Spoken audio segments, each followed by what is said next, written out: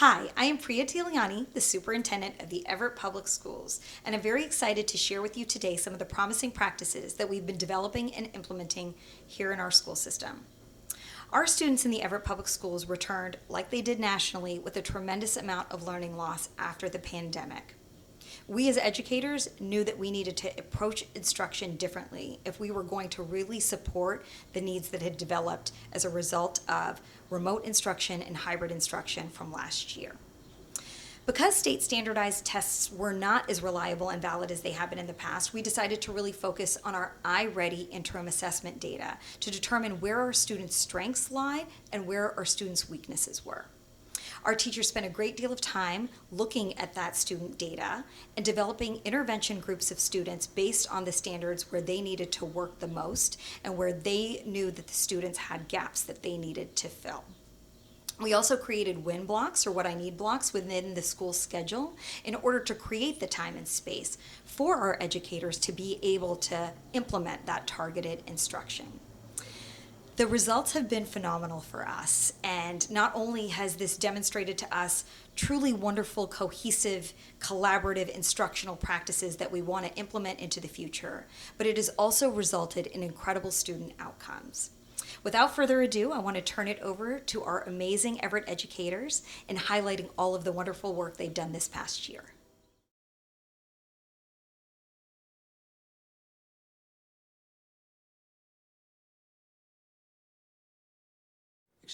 Accelerated learning to me is moving forward into grade level content with support, prioritizing high level skills and content and creating teaching and learning pathways, the use of data and assessments to determine the most efficient and effective way to help students experience grade level learning based on where they are today. To me, accelerated learning is moving forward with learning into grade level content. And to move forward for learning for every child is a little bit different. There's some gaps that need to be filled in.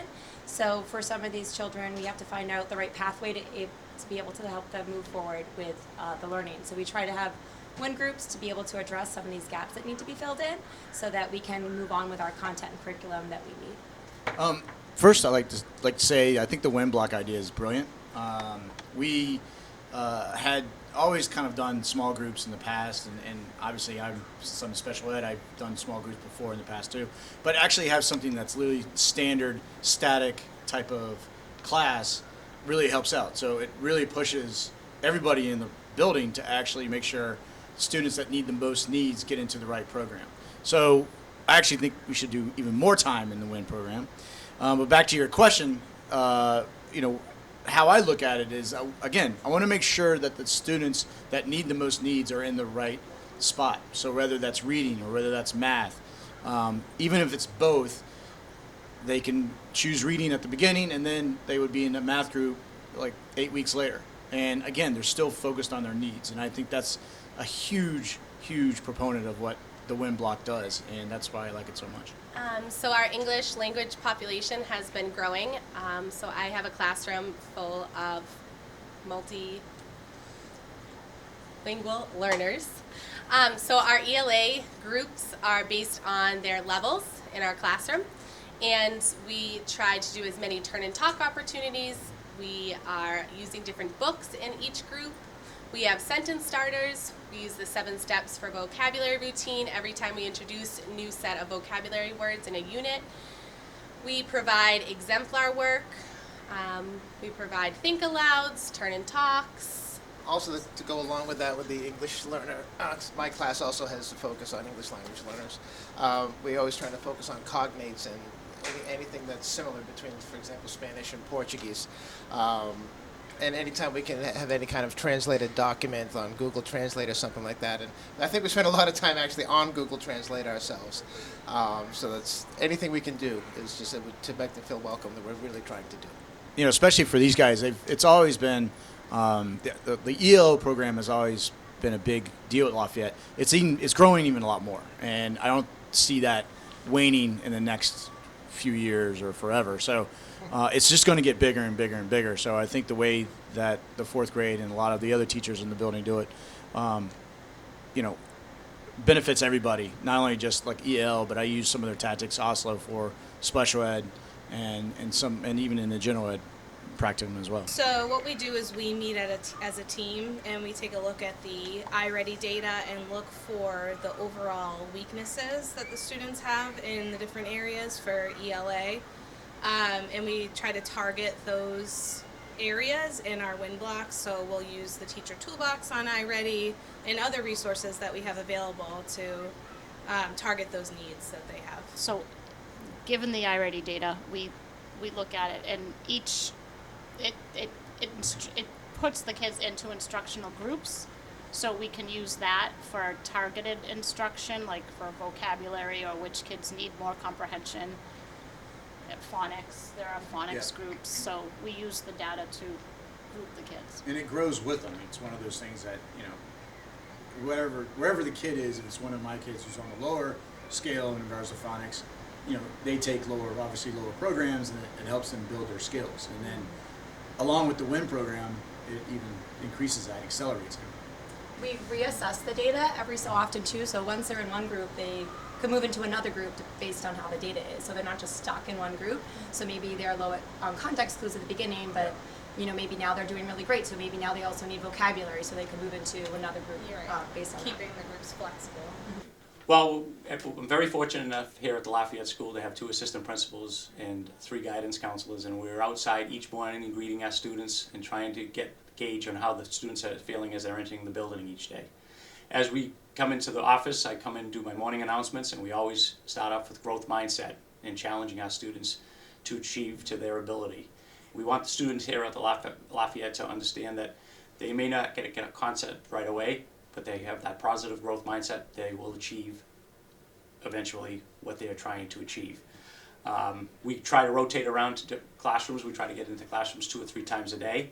We split up how we start the day. Like I'll start on the 4th floor and work my way down, or I'll start on the 1st floor and work my way up, and my assistant principals are doing the opposite.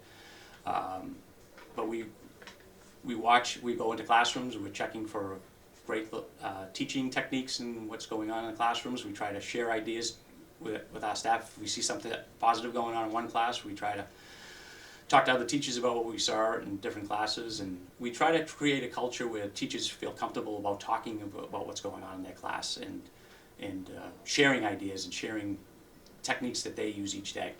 So we try to create a positive culture in the building each day, and we try to really instill that in our students as well. Well, no 2 days are the same. Every day is a little bit different. I know in my room I try to structure it as much as possible and follow the same outline of a day. So when students come in, there's morning work opportunities for them in math and ELA. This is review from things that we've previously taught. From there we move into our ELA block. We normally start with some sort of activator or whole group lesson, and then we move right into our small group instruction. We have 4 or 5 groups in all of our rooms, and we do the most of our teaching in those small groups to really target everything the kids need. Then from there, I teach half of a math class, normally a warm-up, some fluency practice, and kind of give them a preview of what the lesson's going to look like. Then they go to specialists. Their favorite part of the day is specialists, then lunch, then recess. They come back and they have our win block. Again, they're in all different groups all throughout the school. And then we join back together and revisit math. This is when I have the majority of my content teaching. They have some independent practice in their workbooks. I might pull a small group if I notice that some kids need a little extra support. And we finish our day with our science and social studies block. I think that's something special about the 4th grade. They don't get as much science and social studies in the younger grades. So we really try to give them that, full hour of science and social studies in the afternoon. And then it's 2:15. I do a quick read aloud and we are out the door. I really think the longevity of our team really makes such a difference. We've all been working for a long time, and then we've been working together as a team for a long time. So we just jive together. We've done plans, we've revised plans, modified plans, saw what worked, what didn't work, and we keep adding to it. So I think that really helps with our planning. I mean, I think we look at it all the time, Yeah. Depending on, the student and things of that nature. I know that, we meet on a quarterly basis with obviously the team and with the administration to kind of go over what the new win groups, that sort of thing is. But also, like as a co-teacher, we're examining the iReady data pretty much every day, and like, all right, where are we standing? How many minutes does so and so have? And you know, what mistakes are they making? Are they going too fast in the lessons? And using that to build our instructional format for like things on Toolbox, the teacher Toolbox, which I think we want to use more of. You know, like moving on. But all of that's really connected. So to your question, I think we look at it almost every day. That's why I look at it. Well, I would have to attribute the success to our staff, all our staff. We have 150 staff members here at the Lafayette, and they all work really well together. They plan together, whether it be at common planning time or during their prep time. They work extremely hard. We had an after-school program this year where all teachers in the building were assigned students. So every teacher in the building assigned 3 to 4 students, just so that they can develop relationships. It didn't even have to be their homeroom teacher. And all of the faculty had a group after school 1 or 2 days a week. We thought that that was one of the reasons that we've had success, just by developing relationships with students, not just even that homeroom teacher that the one teacher might have. They might have had a student, 2 or 3 students that they had a couple of years ago. It was just a time to check in with them. And everybody was on board, so everybody was contributing in some form of the success. But again, it goes back to how hard the teachers have worked over the last 6 to 7 months. So I think we were all very excited to come back in person. I think as a team we really work on our relationship building with the students and getting to know the whole student and not just the academic piece. And so I think that was really difficult for us on the computer. We've kind of talked about the relationships just weren't the same. So I think first is just we were so excited to be back in person with our students and seeing them here in the classroom, getting to know them, not just the little square on the, the Zoom screen. And again, just kind of those relationships, building those and really getting to know what their life was like the past 2 years, what they've been going through, how can we help them this year, kind of pick up what they've missed. For me, that's, I think, number one. Before any academics I teach is really just getting to know that student, and it was really difficult on Zoom. So we also, started the program with growth mindset, which I think has been really beneficial, especially from social anxiety and kids that just had a really, really difficult time during COVID, and now coming back into the classroom where they've been away for 2 years in some cases, to have that positive mindset, knowing that they can do it, knowing that the curriculum they're probably looking at is very, very hard because it wasn't like that during COVID. And so those types of exercises, those type of brain games that we can do in the 4th grade, and the challenges that we can put together that helps them kind of think and be positive about successes that they've made, and I think that's been a big proponent of what we're trying to do in the 4th grade. Well, most of us have some sort of an incentive, whether it's some sort of I call mine the fuzzy wuzzy jar. Every time you have a good day, you put a little fuzzy wuzzy in the jar and you earn it out. You can earn, prizes. Some of us might have like a little treasure chest or something. I know mine are rocks. Yeah. Rocks. Yes, Pretty, whatever it takes. Right. Now these kids will do anything for rocks. my geology background. Yeah, but whatever the method is, there's definitely something like we're always trying to work towards some sort of a goal. There's something that you're reaching for. If it's academic, if it's social, usually we try to combine them both as well. Mr. Ray spoke about the growth mindset. So something that's I think engaging them is just they know that okay, I don't have if I stopped grading times tables tests and just said okay, you got this many wrong, let's get this many correct. I'll write how many correct, for example. Now next week get more correct. Okay. Some people have legitimate memory issues and things like that. So you have to be, and we're kind of an understanding group here, and so we're just trying to motivate our students by doing things that kind of make sense in the real world by being. I think we're all honest, we're all fair and reasonable, and I think the kids pick up on that. I think we do a lot of goal setting with our students too. So whether they're starting the school year, making a goal for the year, or taking an iReady test, make a goal for their iReady test. They want to improve by this many points, and then reassessing. Did you meet your goal? Why did you meet your goal, or why didn't you meet your goal? And making those goals known to the students, to us, and to parents on Class Dojo.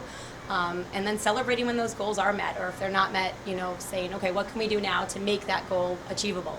And I think that's made a big difference with everyone too. So I know that all of us use Class Dojo as a way to communicate with families, and that I think has been the easiest way to every day.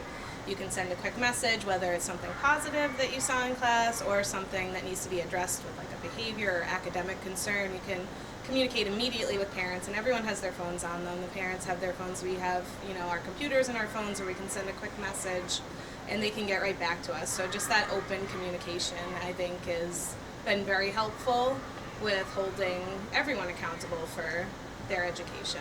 I think also the district adding the Lion Bridge has really helped me engage all of my families. In previous years, I'd have parents lined up down the hallway and I'd be calling on the loudspeaker, I need a Spanish translator up here, I need a Portuguese. So now with having our Lion Bridge on our phones every day has really helped me engage my families. I use a lot of Google Translate and really trying to reach out to families as they're most comfortable in their home language. And I really have made that a goal, and I think it's been great success. I talk to most of my families at least once a week. From the special ed side, one of the benefits that came from being online is that now we can hold our meetings with parents online. Like, I don't know why we didn't think about that like years ago. But that's been a huge benefit because now parents were able to make it, where before we would have a lot of rescheduling and I can't make it because of work.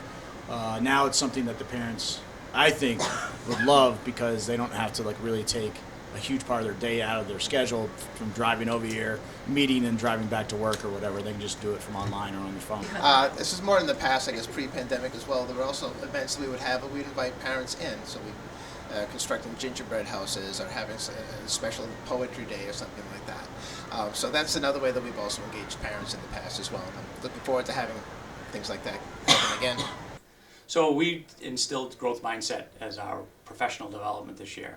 We're doing a book study on growth mindset where we meet and discuss the books and then we try to have teachers at faculty meetings incorporate in our staff meetings what they're doing to promote growth mindset in their classrooms. So they're sharing ideas, they're promoting growth mindset, students are talking about growth mindset, they're challenging themselves, they want to achieve at a higher level. So that has been our focus this year, and we're going to actually continue it into next year and bring in a parental component into growth mindset. We're going to have some workshops for parents to come in during next school year and really promote it school-wide, even to our families.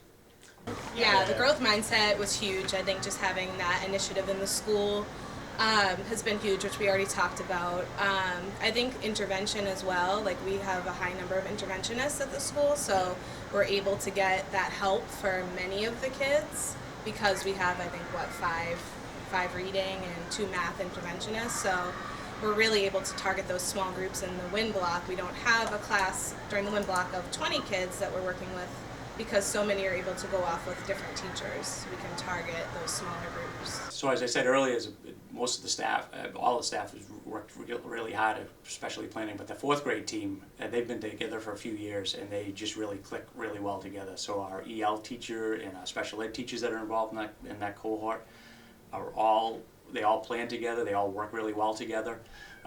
If one teacher is out and we have a substitute in there, they're always willing to go in and help that substitute teacher.